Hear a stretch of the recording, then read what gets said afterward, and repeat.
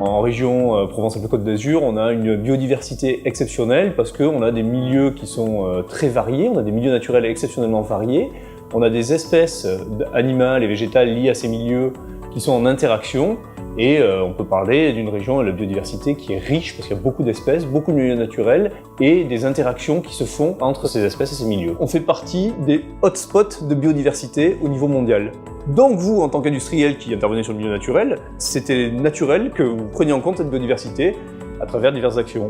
Le distributeur d'électricité développe et gère plus de 1 300 000 km de lignes partout en France. Et du coup, nous sommes susceptibles de traverser des écosystèmes sensibles, notamment en région PACA, en traversant des zones protégées. Et c'est pourquoi nous devons faire particulièrement attention pour ne pas influencer la biodiversité. Nous travaillons depuis une dizaine d'années avec la Ligue pour la protection des oiseaux dans une démarche d'innovation perpétuelle. Et dans ce cadre-là, en 2013, nous avons accepté de nous faire évaluer sur nos missions, notamment sur les aspects de biodiversité par la LPO. Donc à partir de là, nous avons décidé de travailler avec les métiers qui travaillent sous les lignes pour créer et co-construire ensemble des supports de formation à destination de leurs équipes et des entreprises prestataires d'élagage de broussaillage avec lesquelles ils travaillent. Cette formation a apporté dans l'élaboration de mon planning travaux d'avoir une approche en termes de saisonnalité dans ces zones sensibles en prenant en compte certains paramètres liés à la biodiversité.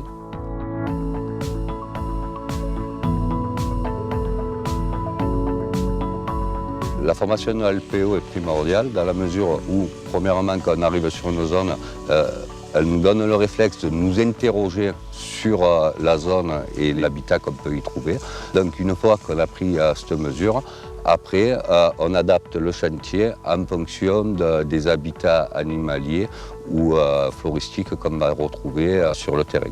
Avant d'attaquer le débroussaillage, on a commencé à baliser tout ce qu'on voulait garder et qui n'allait pas nuire à la ligne, qui allait se servir de micro-habitat pour tout ce qui était petit animal et ouvrir un terrain de chasse pour les rapaces qui sont plus hauts. Pour nous, ça a été hyper intéressant parce qu'en fait, c'est pas du tout la façon dont on travaille. J'avais dit aux gars, toujours il faut faire des chantiers nickel, qu'il ne reste plus rien. Et puis on s'est aperçu que en fait, bien au contraire, il faut laisser de la végétation, il faut broyer plus grossièrement.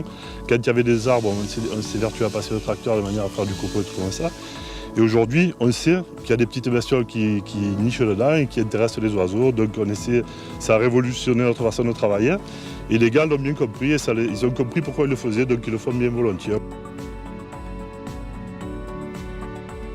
La biodiversité, c'est l'affaire de tous. Donc se former, c'est agir individuellement et collectivement pour relever ensemble ce très grand défi. La biodiversité et l'environnement doivent faire partie intégrante de notre métier au quotidien. La biodiversité, elle est partout, elle est facile à observer, elle est passionnante et la prendre en compte dans son métier, c'est l'affaire de chacun.